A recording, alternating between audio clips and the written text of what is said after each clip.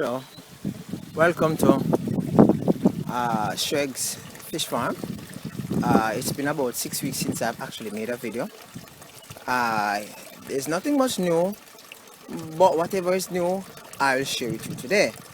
Now, I had planned to combine this IBC tote with the IBC tote at the side and to frame it up with some plywood to make it look like a pool or a pond, a big pond. However, they will be separate. Now in this pond are some goldfish. I don't know if you can see them, but you might see one or two in the water swimming. Now the water is not dirty, it is green, right? And one of the reasons in which I have not taken steps to actually get the water to be 100% clear, like using UV sterilizer, is that goldfish in particular eat algae. And the more the water is changed and the more algae is there, the more you feed them, it's the quicker they grow, right? You can try this at home also, right? You can get a clean aquarium, clean it every day or every week and put in a goldfish, or you can get a aquarium with a lot of algae in it, put in a goldfish and see which one of the goldfish actually grows faster. Okay, now this filter, I had already explained to you how it works in previous videos, so I won't go in much details. However, one thing to note is that there's a little bit more vegetation here, and one of the reasons why I have actually placed some of the vegetation, more vegetation here, is because I realized that in this fish pond, several of the goldfish are actually breeding. Now, although the other goldfish behind, as they lay the egg, the other goldfish behind actually eats the egg, as I call it sushi, right? You have one and two that might survive. And to up this probability, I've placed vegetation in it. Okay, now I have between half-inch goldfish to as big a size as 4 or 5-inch goldfish. And the half-inch goldfish, as you can tell, is much smaller than the other size. So therefore, they use the vegetation as cover. I also have a few coils that have been bred into this pond, right? Okay, let me move on to my next project in which I have done over the past couple weeks. Now, if you remember in the past videos, I have shown you a large 55-gallon drum, and that drum was what I used to filter all the tanks on my mini fish farm. However, I have changed this somewhat. Instead, I have used a 5-gallon bucket. I have converted it into a canister filter. I've gone to the hardware and I have purchased the top of the 5-gallon bucket with seals in it, and to ensure that the seals do hold, what I have done is to put silicone around the edges while I use bulkheads to place the pipes in the bucket, both at the top and at the side. Now, this side is really a release valve. It should act as a release to whenever, because the bucket cannot be open right now. If it's going to be open, the top will be destroyed. So what I do in events where I think that it needs to be clean, right, this should be open, this valve should be open, and all the gunk from down here would actually run out as the piping has been changed. So in this canister bucket, I have actually 3 pipes in it, right? So this pipe actually runs into the canister bucket from the rear. Now I'm removing these boards, right, and I'm showing you what I have done. I have installed permanently my pump. Now this pump is like overdoing it for one tank. I bought it primarily to actually filter all the tanks in which I have. However, what I've realized is that because I do not have any sensible overflow pipes in my ponds going down, my containers going down, if I am not careful, I will be filtering 3 or 4 or 5 or even 10 drums and half of that would be is that some have too much water while some is losing a lot of water because there's not an overflow mechanism. So that is my project within the next few weeks, to work at the overflow mechanism, so as to, as the water reach a particular level, right, the water will actually go back into the suction area for the pump, and it actually plays all over, come and return back to the tank where needed.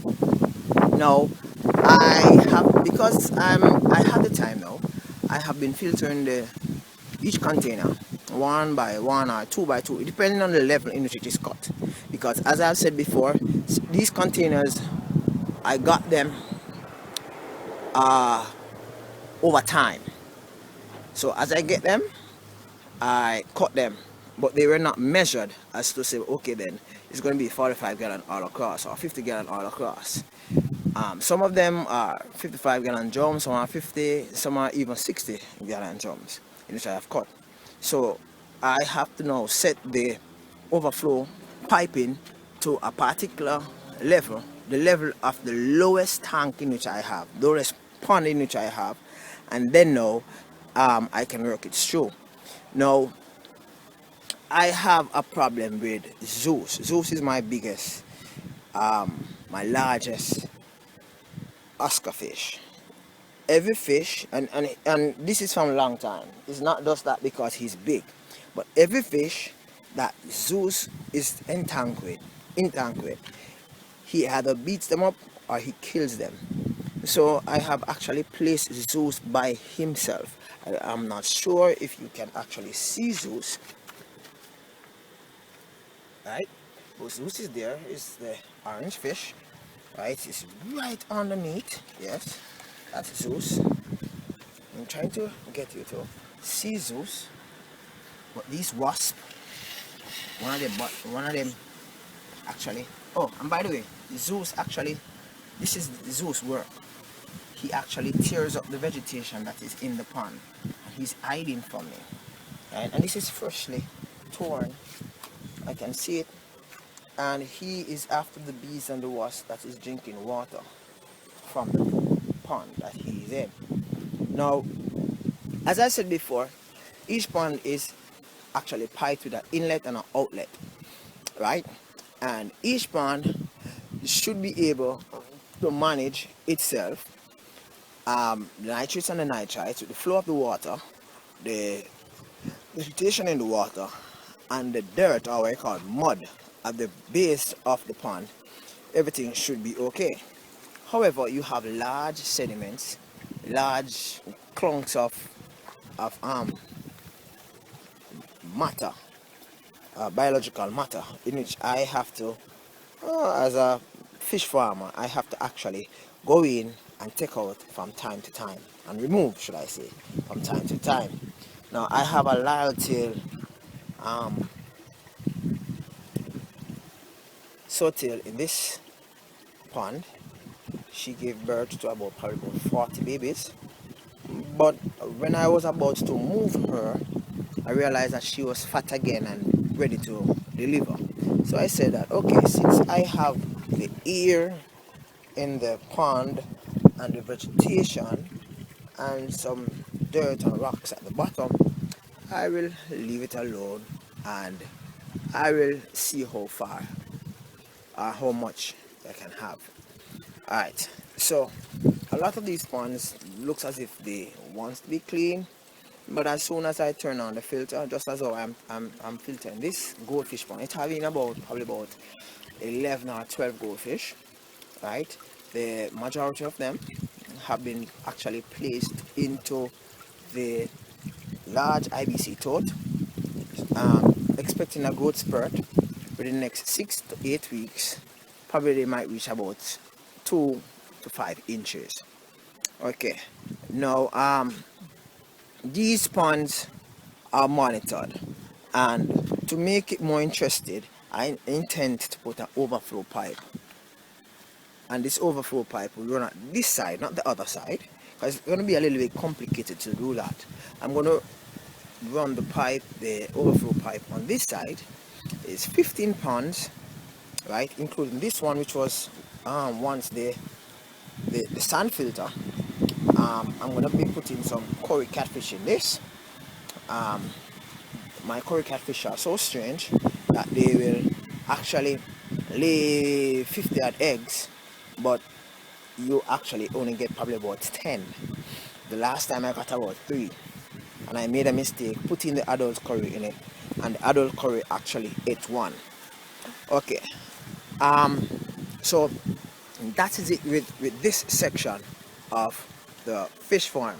Now, as I said before, the goldfish are doing well. Water is going through the filtration system. One thing I have learned over the past couple of weeks is that persons always say that when you put in pipe water, tap water into your tanks, the fish will die. But there's some truth to that, but there's some falsehood to that. What I have learned is that some fish are tolerant up to a certain percentage of chlorine. Thus, let's say that this IBT tooth have capacity to hold 280. I would not put 280 gallon water in it. I would put probably about 250.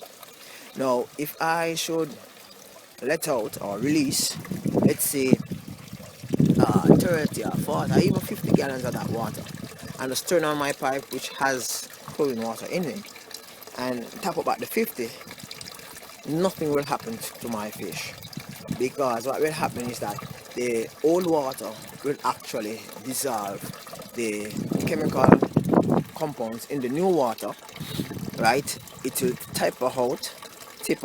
So what you'll have is that the water will automatically become clean, more lovely for the fish, more endurable for the fish.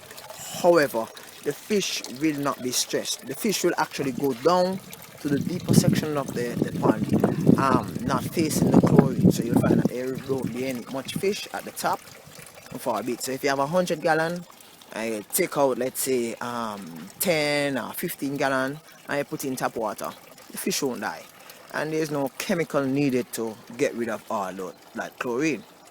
Okay, now let me go to my Jack Dempsey and my plecos. Now, the last couple of videos I have made, I've shown you that I could use a small container to filter this system. However, my Jack Dempseys have actually grown, and when I say they have grown, I mean they have grown. They have grown from 1.5 inch to a massive of 5 or 6 inches. Thus, I had to upgrade the filter, right, to this 5-gallon bucket. Right, in the future, I'll be making a canister filter from PVC fittings, so as to capture all the waste that is produced. My plecos, the last time I see them, I estimate that by the way, this is the 180 gallon pump that I bought, and water is filled up to 250, and as you can see, the velocity of the water as it hits on the surface coming from the filter is good, allowing oxygen to actually circulate in the pond. Plus the breeze is blowing, wind is blowing, and the vegetation is there releasing oxygen in the water. So the fish are fine. However, the wastes have multiplied, but tremendously. They have multiplied. During the course of this week, I will be actually doing some work on this vegetation, trimming off some of the old dead stuff, and ensuring that the new ones can survive. Now, as I was saying about the plecos have grown from a massive 6 inches to a massive 10 inches. Now, as a result of that, the waste load for this pond have actually doubled. Now, this is a Jack Dempsey and a pleco tank, right? I keep Jack Dempsey and plecos in this, right? When I placed the Jack Dempseys in, I counted